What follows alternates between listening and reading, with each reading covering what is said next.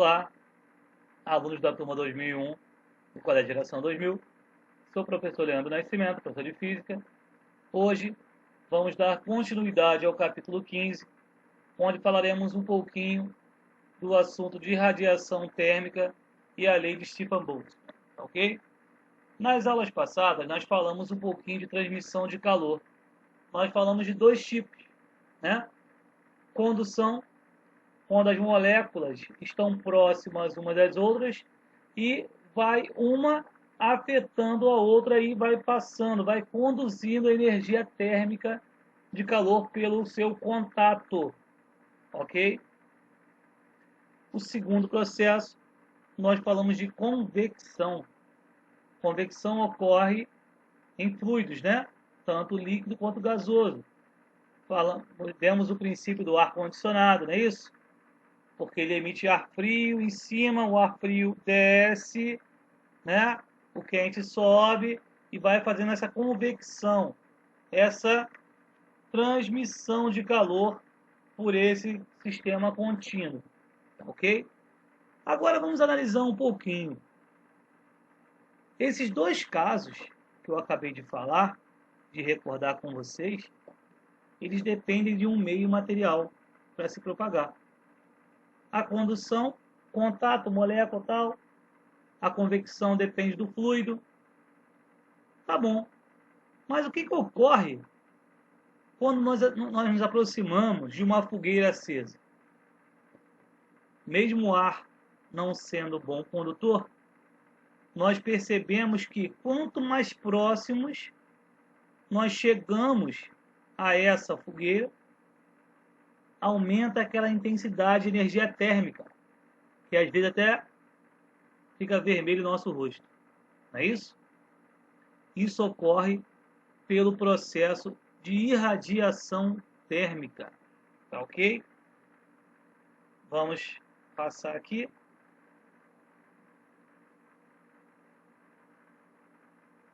Aqui esse exemplo que eu falei com vocês agora. A irradiação térmica, ela ocorre no processo infravermelho, tá ok? E independente da temperatura que esteja essas partículas, tá? Sabemos que ela está em constante movimento, as partículas. Independente da temperatura, as partículas se encontram em constante movimento. E essa agitação de moléculas faz com que seja emitida essas partículas, essa irradiação térmica, na faixa do infravermelho, que seria abaixo da luz visível. Ok?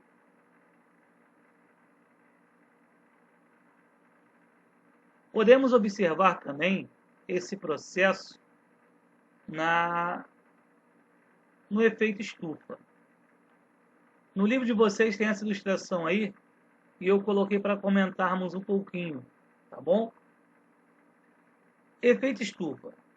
A radiação eletromagnética vinda do Sol chega na Terra de diversas formas, como luz visível, ultravioleta e infravermelho. Então, por três formas. Então é o seguinte, gente. Essa onda eletromagnética, ela vem. Primeira interface que ela tem aqui, ó, ponto 1. Ela toca na atmosfera, certo? Parte da radiação vinda do Sol reflete, ela retorna. E parte dela atravessa, ok? Essa parte que atravessa, que é a condição 2, ela é absorvida pela Terra. Como nós falamos, quando um corpo está com calor, ele está com temperatura, ele também emite, né, ondas eletromagnéticas.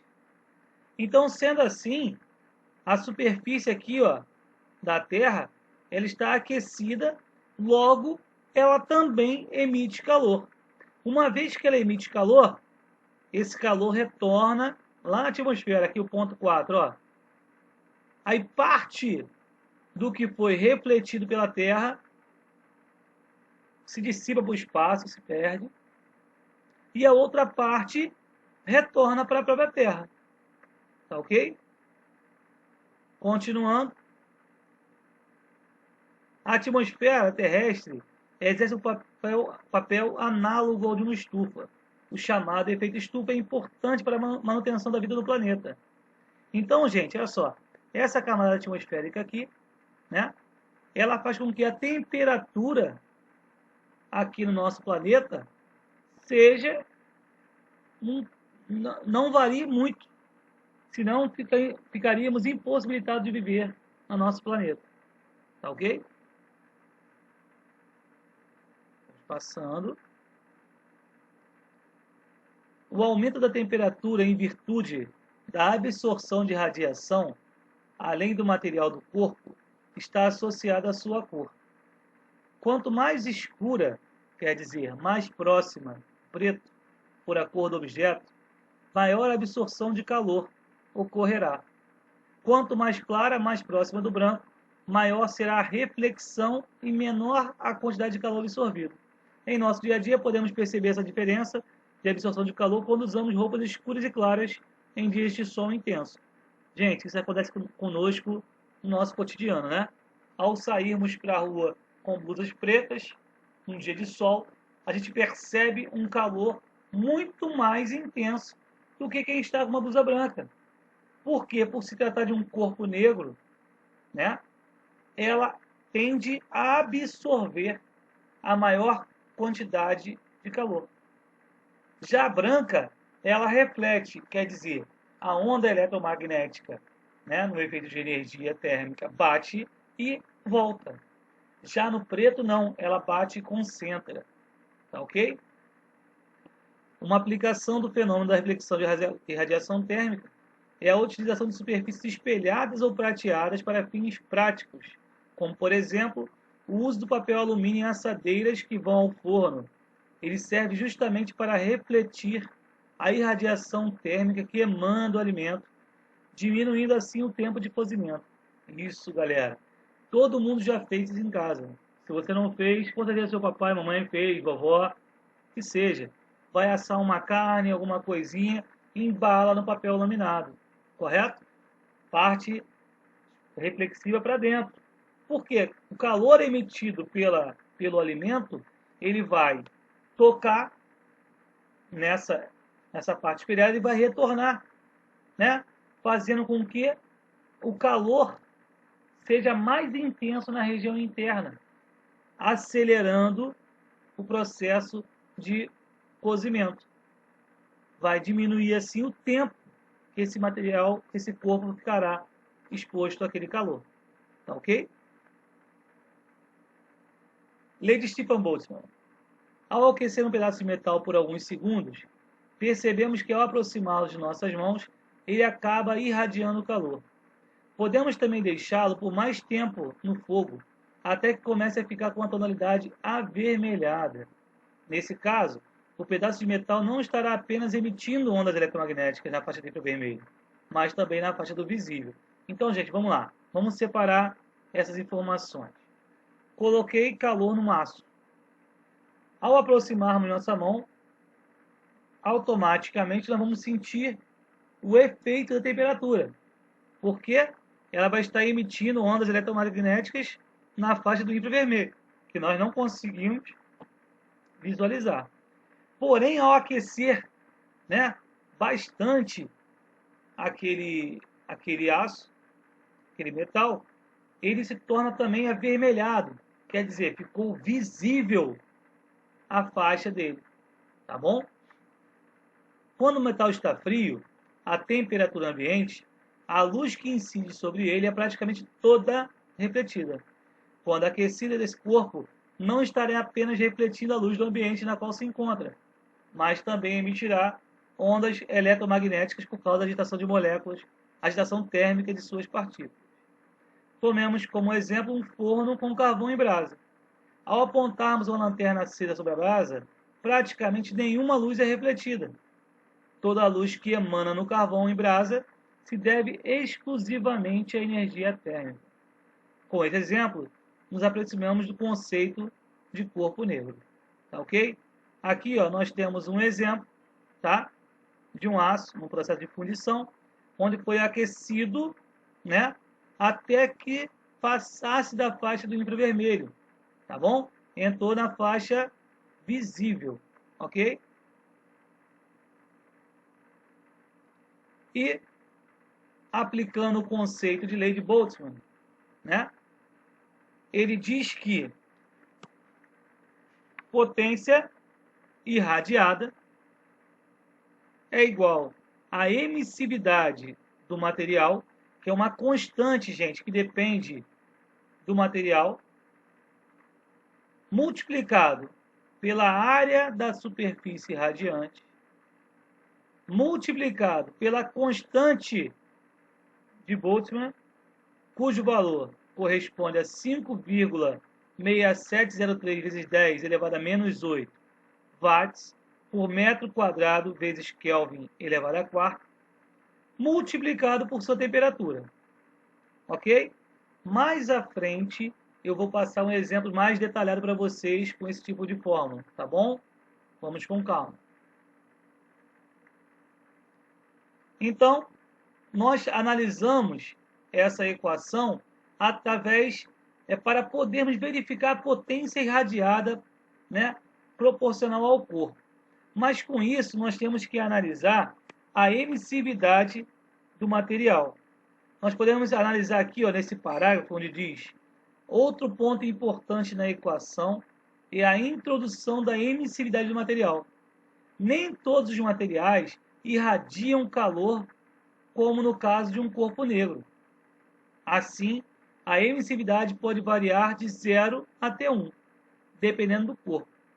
Para espelhos que refletem toda a luz incidente, tomamos emissividade 0.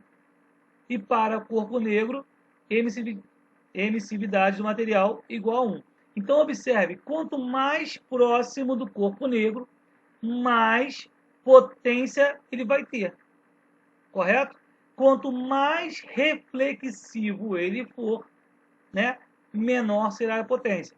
Se essa emissividade for 0, não vai ter potência, tá ok? A ser irradiada. Tranquilos?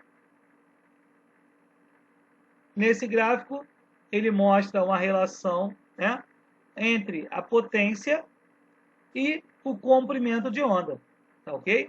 Observe aqui, ó, com o efeito da temperatura, 6.000 Kelvin a curva em azul, 5.000 Kelvin a curva verde, 4.000 Kelvin a curva em vermelho. Conforme a temperatura vai baixando, vocês percebam que o topo, né, do comprimento de onda vai aumentando. Observem aqui comigo. Vamos lá. Quando aqui, ó, na curva azul, eu tenho o topo 6.000 Kelvin, eu estou em aproximadamente 0,5 micrômetros de comprimento de onda. Agora, quando eu estou aqui, ó, com 5.000 Kelvin, o meu topo já não é mais 0,5, é maior que 0,5. Quando eu estou com 4.000 Kelvin, tá vendo? O topo aqui, a crista aqui, ó, já é maior ainda. Então percebam o seguinte: quanto maior a temperatura, menor será o comprimento de onda. Quanto maior a temperatura, menor será o comprimento de onda. Ok? Aí nós temos agora um experimento, né, que é o vaso de Dewar, que deu origem, né, às garrafas térmicas. Deixa eu botar a foto para cá, para que nós possamos analisar aqui esse sistema. Observem que aqui nesse sistema nós temos a tampa exterior, feita com material isolante. Nós temos aqui a tampa interior, com rosca de borracha. Nós temos paredes duplas de vidro espelhado. E entre elas nós temos uma camada de vácuo. Uma camada de vácuo. Aqui na região externa nós temos uma proteção feita de plástico, que normalmente é utilizado, ou inox. E aqui dentro do recipiente nós temos o líquido, pode ser quente ou pode ser frio. E apoiado num material de base, né, isolante. Ok? Então, quais são as condições para funcionamento? Então, o estudo aqui foi o seguinte, gente.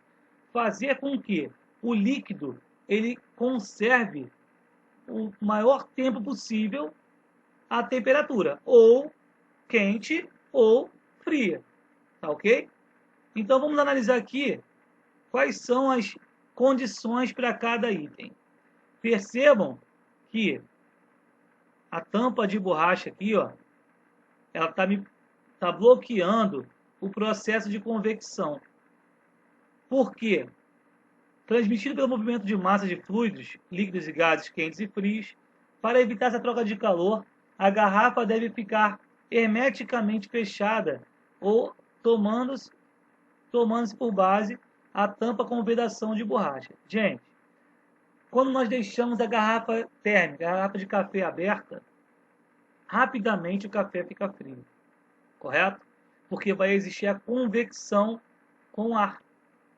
O ar frio desce, o ar quente sobe, automaticamente vai esfriar o nosso café. Tá ok? Agora, observem o seguinte, o porquê das duas paredes de vidros espelhadas. Isso aqui é pelo efeito da irradiação, transmitida por meio de ondas eletromagnéticas da faixa do infravermelho. Para evitar troca de calor, são colocadas duas paredes espelhadas interna e externamente, para evitar que as radiações entrem ou saiam da garrafa. Gente, espelhada internamente, para a radiação que está aqui dentro bater e voltar. E externamente, para não ter efeito também da temperatura externa. E o porquê do vácuo entre as duas paredes espelhadas? É para evitar a condução de temperatura. Lembram lá atrás, na última aula, que nós falamos que a condução ela é a troca de energia entre as moléculas que estão uma ao lado da outra? Então, só vai haver condução se tiver um meio material para se propagar. O vácuo não se propaga por condução. A única coisa que se propagaria aqui no vácuo seria a irradiação, porém, ele minimizou esse efeito com as paredes espelhadas. Ok? Então, gente, essa foi a nossa aula, espero que tenham gostado. Para fixarmos o conteúdo, eu peço que vocês realizem as questões de 8 a 10 da página 27. Tudo bom? Tudo bem? Fiquem na paz, um grande abraço e até a próxima aula.